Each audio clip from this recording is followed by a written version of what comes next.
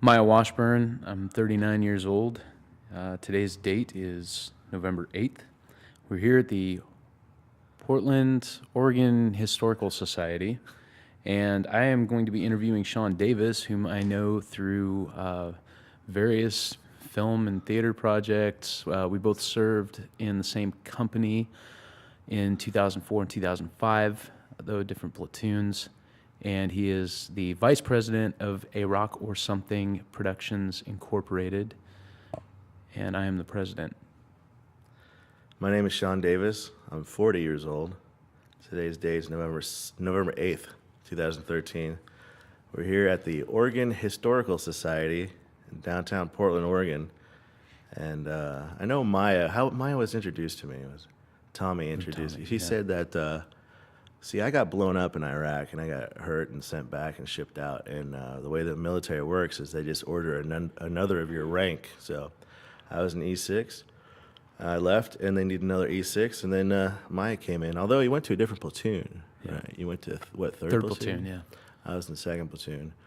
And then when they all got back, we share the love of the arts and how that helps soldiers heal. So we started a nonprofit in doing that, and we get them to write their stories or paint pictures or act on stage or I don't know what else. Film. Film. We got them as extras in Readings. different places, and it's been fun. Okay, so you have a very interesting early life. So cover briefly your youth growing up and what youth. that was like. I don't know. My dad was kind of a vagabond, I guess, and my mom as well, but different places. And I guess the most colorful thing was when I was, like 12 years old, my dad took me out of school, and we went to go pan for gold for a living for the rest of our lives. And that lasted until the summer was over. My dad got, I guess it's a long story short, he got shot in the ass with some buckshot by some guy whose girl he messed around with. I don't know how he found these river people in the middle of nowhere, but yeah. And then we went back, and I lived with my grandparents. I lived on my own when I was 16 years old, and worked as a night stalker at Safeway. But it's not. Okay, you didn't Yeah, stalk I people st- at I night. You the stalked the shelves. yeah, Okay. yeah. And to get to that horrible small logging town, I tried to join the Peace Corps. I was had roommates, and all of my 70% of my graduating class joined the military, and I didn't want to do that. I'm like, I'm not going to be a robot. I'm not doing that, you know. And so we're at the house with roommates, and they're all watching MacGyver, and they're all stoned, and MacGyver's saving the rhinos in Africa. And I'm like, man, I want to do that. So I called the Peace Corps. I'm like, all right, where do you want to go? Where are you going to do it? Let's do it. What's your degree in? And I'm like, what? I didn't know you had to have a degree to join the Peace Corps. So instead, a week later, I joined the Army Infantry, and I got out of there one way or the other. Nice. Yeah. So before the war, what did you do in the Army while you were on active duty? Active duty, I was infantry for 4 years, and then I went to becoming a military police officer for 2 years. For infantry, I was in Skillful Barracks, Hawaii. It was beautiful. Then from Hawaii, we went to Haiti during the revolution in Right. '95, and that was the first time it's like living in some small town in Oregon, and all of a sudden I'm in Haiti, Port-au-Prince, and less guys, and there's like dead bodies in the bay, and you're like, holy shit, man. Yeah. That's when you realize that the world doesn't have the same value on life that we do here at the States, and it was a weird culture shock there. When we got back from Haiti, we went to Fort Drum, New York, and I lived there for a while, and that's where hell froze over, man. It's so cold. I don't know if you've been up to upstate. No, I haven't. And then from Fort Drum, I PCS'd over to Germany, a small town called Bad Aibling in Bavaria, and I loved it. And I got out in January '99, and I was happy to get out, man. I did my time, and I was like, I'm out. I'm good, And so I joined art. I went to art school, and went to art school for a year, and I dropped out of art school. And then I was trying to use GI Bill, but back before 9/11, man, it was It was wasn't hard. worth it, yeah. Right. And then September 11th happened, and I joined up Oregon National Guard the next day, September 12th. So it was 9/11 that prompted you to join the Guard. Yeah, but I like to claim that and say that I'm a great patriot, and and I'm answering the call. But honestly, I was bored and didn't have direction, and I missed it. So I needed it, but I didn't want to go in the Army again because the regular Army just wasn't. I didn't. I did it, and I was proud of it that I did it, but I just didn't like it as much. So I joined the Oregon National Guard, and I thought that I would just, at most, guard Umatilla or the airport or something. Right. Yeah. Yeah. So skip ahead. Yeah. 2003, 2-162 gets its mobilization order and mobs to Fort Hood in preparation for deployment to Yeah, where were Iraq. you for when OAF we were in Hood? Well, I was in Iraq at that time. I was with Andy James, was my platoon sergeant, and Bravo 1 of the 162. We were in Iraq as you guys were mobbing.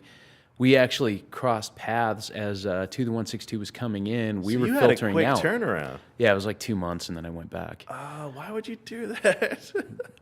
Well, this isn't my interview, so we'll disregard that question. So skip ahead. The war's kicked off, and Oregon units have already been sent, and now 2-162 gets mobilized. So I got hit, 4 months in, And that was the same. That was Shane got hit Yeah. on that one too. yeah. And then your gunner. Yeah, Eric was killed. Eric McKinley, he was killed right behind me. But the trucks that we had were just crap. Those were the Jed Clampetts at the time, right? Yeah, we call them the cardboard coffins. This is plywood and sandbags. Right. Like it's supposed to help you. It surprised me. It was like they didn't know that we're actually at war. It's like, Jesus, man, they're mortaring us every day. What do you expect? And then we even found like a couple of bunkers just full of artillery shells, and EOD didn't pick it up. Right. I got pictures of like all these boxes of artillery shells. We called it in, but nobody came. And we came back like a week later and checked it out. It's still there. Yeah. It's probably the stuff that blew me up. But I don't know. And I'm not trying to say that the military is bad or anything. It's just I think when the soldiers get there, they think that everything's going to be planned, and everybody in charge knows exactly what they're doing. And I'm not bitter at them or anything, but it's war and it's chaos, and it's all over the place. And so anyway, those rounds didn't get picked up, and I don't even know where they're at. But yeah, I got hurt. Cracked some ribs, broke my shoulder, my knee, my wrist pretty bad, knocked me out. Eric was killed instantly, and then. Woke up. I'm in Z's lap. He's my driver, and they're shooting at us. There's 3 guys shooting at us with machine guns, and the road is just exploding all around us. I'm like, what the hell is going on? And I didn't realize it was them shooting. It was the rounds, the AK-47s. And so I'm like, Z, we got to get on the other side of this rig, man. And so I stand up, try to stand up, and that's when I realized, my wrist is all messed up, and the right side of my body, my uniform's is soaked with blood. And when I stand up, that's when I realized my leg was broken, and Z helped me out, got me to the other side of the Humvee, which was on fire, and Eric was, in the back still. And then Shane Ward comes in his truck, because we travel in 4 truck buddy teams, two truck buddy teams. We have 4 for the patrol. Shane and the LT come back. And Shane sees me hurt, and he runs while under direct fire with his medic bag to try to help me out. So he's running with me, running toward me to help me out, and that's when the secondary IED goes off. And I remember seeing him. I mean, Z covers me with his own body, and that's where he gets shrapnel. So just amazing. These guys were heroes. But I did see Shane just. It looked like somebody just yanked him off of on a leash or something, just pulled him hard, and he just flew. And when he landed, he just didn't move, And I thought he was dead. And then I don't remember anything again until I was in Kent. Lieutenant Kent pulled up and put me in his Humvee and put me in a passenger seat. and he's standing on the hood in front of me, firing back at the enemy, like screaming over the radio, you know, telling the choppers to land to medevac us. And shit, yeah, it was pretty intense. When they loaded us up on the truck, on the helicopters, I'm looking at the guys that are carrying me. I'm like, "Hey, is Shane okay?" And then Shane told me later he's above me in the stretcher. It's like, "Hey, is Sean okay?" Yeah. But Yeah. yeah, then we got lifted out to Baghdad. And, yeah. And so from there, they sent you to Germany, and then Germany on to, you were at Walter Reed for a while? Or did you I don't bypass know. that? I don't know where the hell I went. I ended up in Hood, but the funny story about Germany, man, I'm laying in the hospital bed, you know, because the right side of my body is just all black and blue and swollen, and just, you know, I was just happy I kept my arm, because when it blew, during the whole incident, I thought for sure my hand was gone. I'm like, I lost my hand. This sucks. But in Germany, I woke up and they're all swollen as hell, like hot dogs, but they were there. But I would look out my room, the little door, and there would be Shane in his hospital gown, just, you know, pushing his IV stand down the hallway, chasing after these pretty nurses. Like 5 minutes later, he's running down and they're chasing him like, you know, some kind of Tom and Jerry cartoon or something. That's awesome. I was like, you can't get that guy down, man. He's laughing and having a good time. It hurt, bad. They took his shoulder blade out. Yeah. But, it's funny as hell, man. Nice. So when you got back to the States, and I'm going to kind of sum up this part of your life here briefly. So you get back to the States, you're waiting for a medical discharge, Yeah. and then Hurricane Katrina hits.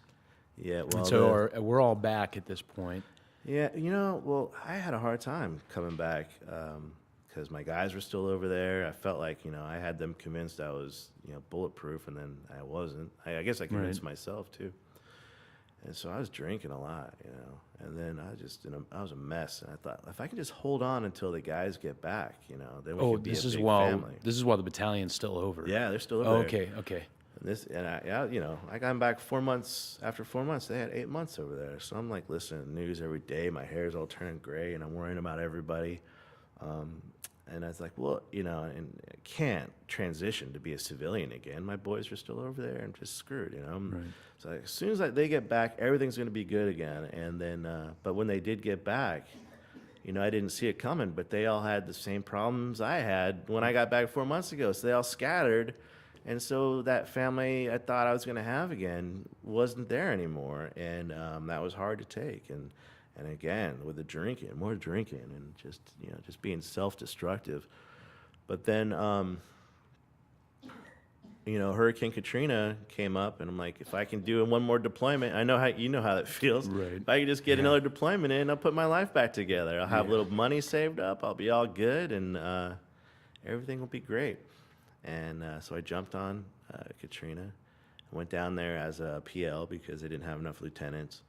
And we did a good job, but that's when I realized I couldn't physically or mentally just do it anymore. I didn't want to do it anymore. My body ached. The doctors told me that it's like your body has a memory like anything else, and if you're wearing we were wearing the same battle rattle in Katrina and in Louisiana, New Orleans, than we did in Iraq, and so everything was aching. I remember we went into this one guy's house. We kicked the door down because you could smell the death, and that's our job to find these holdouts or dead bodies, or whatever. And we go in there, and this guy, he's completely naked on, except for he had tidy whities, right, on this fold-out couch in his living room with all the windows and doors just nailed shut with plywood. And he had wrapped a piece of paper with saran wrap around his right leg that had his name, date of birth, and social security number on it. And he had shot himself in the head. And we found him 2 weeks later, and it's just a mess. It's what you'd think it would be: brains and pieces of skull over the wall. And then what I didn't know, I wasn't prepared for, is like the bugs eating it, and like the big trail of ants, across the fake wood paneling of his living room. And it's like and I can hear the guys behind me puking. I'm in charge, so I'm not, willing myself not to puke. But I was like, I can't do this shit anymore, man. I got something else to do with my life. I got to figure it out, you know. But yeah, it was tough. You know, you add up Haiti, or like these dead bodies everywhere. You know, I saw people die right in front of me in Haiti. Iraq, you know, we're getting shot at, bombed. My good friend gets killed, and another good friend gets hurt pretty bad. And that wasn't even it. Like, you weren't there. The North Gate got bombed, man, and the bomb went off right next to a dump truck and it acted like a big Claymore mine. It killed Right. about 30 Iraqis waiting to get on post to work for $5 a day. And I got there with Chris Haney squad, and we're trying to do whatever we could. That was the worst day. That was worse when, you know, other than the fact that Eric got killed, of course, that was the day that really like sticks in my head all the time. So that, and then Hurricane Katrina, you got these, you know, in Katrina, man, okay, so the water was up. You didn't go to Katrina, did you? No, I was on crutches at the time. I just had my first knee surgery. So. Yeah, so the water's up, and you got the floaters, right? And so the dead body retrieval team's so busy that they just aren't coming out to pick up the floaters. And so you have to call in a 10-digit grid coordinate, and then you tie their belt or usually their shoestrings around something like a telephone pole. Right. And they know where the telephone poles are. You have 10-digit grid. The water recedes, and when water recedes, we're supposed to go into the neighborhood to check it out and go through the houses and see if we could find the dead bodies or the holdouts or whatever. What happens is all of these dead bodies are hanging upside down from telephone poles, you know? And it's Oh, just- yeah. you're like, this is the apocalypse. And what's even more unnerving is, like, I could deal with it in Iraq because all of the signs that had fallen down from the buildings or the marquees, whatever, they're all in another language, you know. But when you're in, you know, the apocalypse with everything's in English and you can read it, it's really eerie. It's eerie shit, you know. Especially that silence at night because none of the power works, and just that the reek of just dead things. It was pretty serious, pretty messed up stuff down there, man. So I got back, and I went to Sergeant Major Conley, who was the big boss, and I just told him I couldn't do it anymore, and he was he was nice about it, and he had me sign a sworn statement. I signed a sworn statement stating that I just couldn't do it, and that was hard. That was a really difficult thing to do, you know.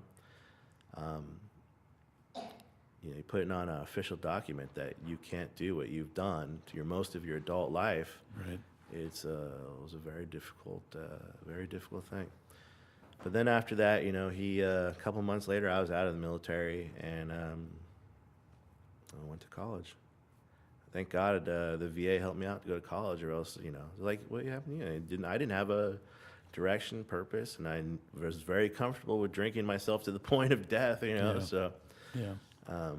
without that mission, without that purpose, going back to school, I don't know, I probably would have been dead. But you know, 5 years later, I had my master's degree, and now I'm teaching college. It's good. It's been a good year this year. Good. Yeah. Yeah. So, yeah, I know, standing in front of Sergeant Major Conley. That's saying, intimidating. He's smaller than you, but he he's is, intimidating. yeah. Now he's a sergeant major of the of the entire National Guard. Yeah. No, so what was it, like 3 years ago? We met Yeah. at Tommy's wedding. Oh, right. Yeah. Yeah, and that's when. I got the picture still. Yeah. Right. Yeah, I stabbed him in the ass by accident. By Turkish accident. revenge with a sword. So we met at Tommy's wedding, and then later, like maybe it was about a year later, because Kelly was pregnant at their wedding. Oh, then that had to be 4 years ago, 5 years Yeah, ago. it was. Yeah. So, and then because Jackie was already like 1.5 when they came up, almost 2. And so Tommy and Jen and you guys and me, we all go hang out at your house. And Yeah. that's how we discovered that, wow, Yeah, we're both you were an working actor. at- yeah. And I had written a stage play, or a Right. play. I had written a story. Well, it was going to be a Trying to movie, turn into a film, short film, and right? then you were going to be on a cameo of the film, like a bartender. the bartender, yeah.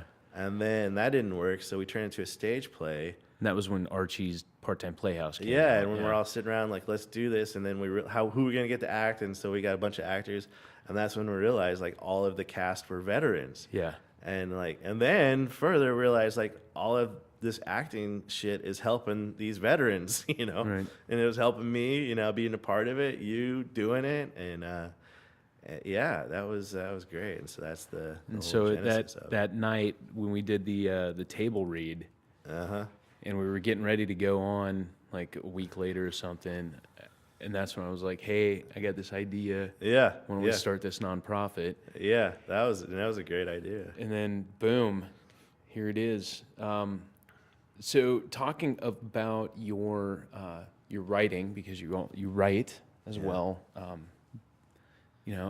has that helped? I mean, has Oh yeah. has art been cathartic for you, or Well, is it just and I think you share the opinion. I don't know if it's like a closure after you write. I mean, it's like PTSD. You don't get better from it. Right. You learn how to cope with it. But it did help me out a lot writing. When I first started writing, I wrote everything in third person because it was too close. And then imagine writing like that. I could barely talk to you about what happened to us but at first, it's just a couple of years after, I'm writing alone at the kitchen table when everybody's asleep, just crying my eyes out writing this stuff, because it's forcing, you write about it, you remember it all, and then you remember how everything was, and it's just, because, and those are probably emotions I needed to feel, because I didn't let myself feel that, because I was a tough guy, But yeah, and finally I wrote the whole book out. And once I had the book, I'm like, I got to get this out. I want other people to read it, And so I started sending out, and Portland State University's University Press took it, and they're going to publish it in the spring. So that's good. nice? Good stuff. It's called The Wax Bullet War. Yeah. I don't know if you ever used them. Okay, so when we were in Kuwait, before we went to Iraq, somebody had the smart idea of changing out our upper receivers and giving us blue wax Right, bullets. the blue tips, yeah. So, and that was, Yeah. and that's how they chose the name after reading the whole thing off of that one scene, because, I went to Lieutenant Ken. I'm like, dude, why don't they give us real bullets, And he's like, imagine what we do with real bullets. We're only going to war. Right. So, yeah, it was just, that, and just the insanity of having, in Kuwait, where they had like Burger King, Starbucks, and I relate that to pretty much just colonizing Mars, because where the hell they get the water and the power, it's just insane. One of the things that we did under Iraq or something was the anthology. Yeah. And the anthology, talk a little bit about that, and Well, it's like, what brought that Yeah, about. it's like this, soldiers telling their stories. Right. And then I think, so I think beyond that, and the anthology is great. I got a lot of soldiers to write down stories and send them to me so I could put them in a book. And then we did it, and it was, what was surprising about that is that a lot of these guys, these, steely-eyed killers, were giving us poetry, and I was expecting a lot of stories, Right. But I found out very early on, you don't edit poetry, I can't at least, because I just still get shit from the guys, and that's hilarious. Yeah, it's pretty counterintuitive thinking Yeah. that a bunch But of that's what I was infantry thinking, like guys me and you. We were like, you're a single dad, I'm a stay-at-home dad. I teach college every once in a while, but like the role reversal, maybe because we're comfortable. Well, you have no choice, but I'm comfortable with staying at home and taking care. Maybe because I wasn't able to be there for Cody and Cora, that I can be there for Jackie it's amazing, and I love it. And I love that role. It's great. Yeah, there's. But it's like, definitely a lot. maybe we did enough macho shit in our lives that we're okay with, being, raising our kids and writing poetry and whatever else, I don't know. It's funny how it works. Yeah. Yeah. Yeah. For me, I kind of don't really have a choice, but even if I did, though, I do prefer the life I have now. Yeah. Mainly because I'm not married anymore, but besides that, No, I like being able to like wake my kids up in the morning and Yeah. feed them breakfast, take them to school, pick them up at the end of the day, help them with their homework. It's frustrating, but it is kind of for me making up for Yeah. 3 years spent deployed. So there's something about the anthology that I was leading into. Oh, That was sorry. the no, Derailed you're you good. again. This is your interview. The anthology led to Sorry. our actual presentations of the anthology, the readings that we did. Yeah, and the readings seemed to work out better than the actual anthology. I mean, not that the anthology is bad. No, it's not. But what was great about it was, the opportunities that we had, like Bill Woodkey, Yeah. who you would never have expected that guy to ever get up in front of a crowd of people he Never. didn't know and read something that personal. Yeah. And I mean, he stumbled his way through it, but that was one Afterwards, of the best. he wanted to hug things. everybody in Yeah. the room. Yeah, it was great. Yeah. Or when we did it downtown Portland at the Burbati's. Everybody's, yeah. We had two guys that I don't ever remember meeting just come up and give me a big hug. It's like, dude, I self-isolated. Yeah. I heard that this was happening. I thought it was a good idea. It'd be good to see the guys again. And they got tears in their eyes saying, Yeah. like, we're here. And, you guys reading this to me, showing me that you had difficulties going through it helps me out. And it was, that was a great experience. Or at Bar Alabama, with Captain Morris Right. came out. Or Oh, yeah, yeah. was it Major Morris now? I don't know. No, he's out. Oh, yeah? It's Mr. Mr. Morrison. But yeah, and we had a certain goal, and we raised that goal, the fundraising, and it was just an amazing, I guess it's the camaraderie of the military without actually having to shoot anything or Right. I don't know. Yeah, it's kind of I don't know, it's kind of like the round table after a battle or something, Yeah, like everyone well, just sits I around and think- there's comfort there that Yeah. And I think that's what I was looking for when I came back, waiting for you guys to come back. Right. And it wasn't there because we weren't ready. But now I think people, at least our guys, are more apt to being, opening themselves up for that type of thing. And it doesn't have to be the same company or same platoon. Like, I didn't know those guys, and they were in our battalion, Or, our friend Dustin, who saw our advertisement for one of our readings, and he joined the Israeli Defense Force out of high school, Right. and came back. And he's a veteran, just not a veteran of our military. But he has the same problems, Yeah. He and I talked about the difficulties we both had coming back, and he's still having some difficulties. But I guess we all are, really, well, Not you. You're good. I'm good. Yeah, I think after like all the stuff that I've done and looking at, I don't think we have difficulties. I just think it's difficult now living my daily life the way most of the rest of the world lives their life in a society that has isolated all of the bad to a point where we don't have to deal with it except through like Bad news and death, reports, too. I mean, yeah, and death and everything. I mean, we see all that stuff in news reports, and so it's always at arm's length. But after going through what we've gone through, now our universe, our perspective is going to be altered for the rest of our lives. And knowing that it's not that we're different or we have a problem. We finally live like the rest of the world. And our country wasn't designed for that. So, Yeah, and I believe that completely. And I tell everybody, it's like, listening to something with the volume up really high, and now you can't hear the little things. Right. I don't know. Maybe that's not the best analogy, but it's pretty close, though. seeing having your perspective altered. You can't look at it the same way again. So, in the last little bit of time that we have left, from everything leading up to, like, let's say from 2003 to present, if you could change one thing besides the obvious, what would that one thing about your life and your experiences and coming home and everything, if you could change it, what would it be? Man, that's tough. I don't know, even the most difficult times, even the worst times that I had, because I think it's true. You got to really bottom out before you can try to get some help, or at least realize, where you're at and decide that you're going to do better. I don't think this is going to be an uncommon answer. I don't know if I would change anything, honestly, other than the one thing, if Eric would have survived. Right. Yeah, that was the obvious thing I was I don't referring know. to. I mean, would you change No, anything? I was actually, if I had been interviewed, I would have said there's not a damn thing I would have changed. I wouldn't change anything. Because, I mean, yeah, I went through crap. My marriage fell apart. I missed my kids, almost lost my kids. Went to Afghanistan intent on getting myself killed.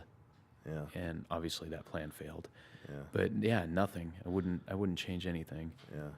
Yeah, I don't think that's uncommon either, No. I came back on leave right before we went over, and I bought my brother Vince a black suit, and he Yeah. didn't know that it was for my funeral until Right. after we bought it. I'm like, just in case, man, Right.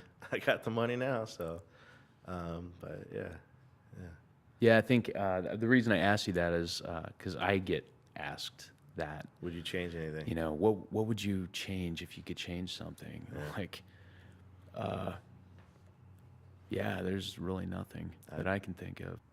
So now, where you're at in life, you are teaching Yeah. at Pacific University. And I'm using the same skill set as being an infantry platoon leader, or at least squad leader. I don't know, just finding the students' motivation and Right. motivating them, and then it's just like because a lot of people don't understand, like, those are very similar occupations. You take Yeah. care of your soldiers, every aspect of their lives if they need Right. it, and then if you're a college professor, you got to deal with the drama of their lives as well and have Right. them still accomplish the mission. The mission's, reading Catch 22 or Slaughterhouse 5 now, Right. but Yeah. but it's the same type of thing, man, and I love it. I'm good at it, and it's a great feeling. But the problem is, being adjunct is tough. You got to hustle and try to find jobs at different places. But Right. that's all right. I had to start entry level again, so but I can do it. So I'm motivated. It'll happen. Nice. Yeah. Well, thanks for doing this, man. Appreciate you divulging that much. 'Cause Oh, I know appreciate you. We should have been talking about you, man. You're Nah. far more interesting than me. And apparently, being a professor requires extreme modesty. Oh, I'm the most humble person on this planet. And there we go. I excel at humility. Among other things. All right. Thanks, man. Yeah. All right.